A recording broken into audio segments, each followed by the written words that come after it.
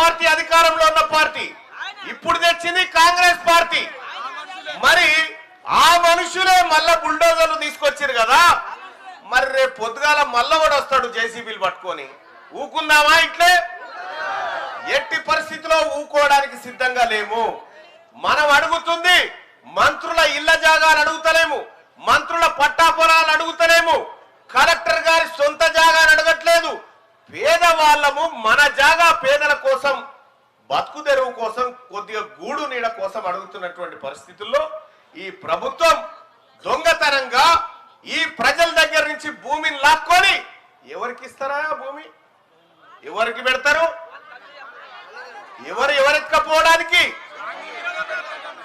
మరి బిల్డర్లకు, కబ్జాకోర్లకు, లేదంటే బ్రోకర్లకు ఆ భూములు దక్కుతాయి అనుకుంటే అది మీ దుర్మార్గం. అది ఎట్టి పరిస్థితిలో ఆ భూములు పోనీయం.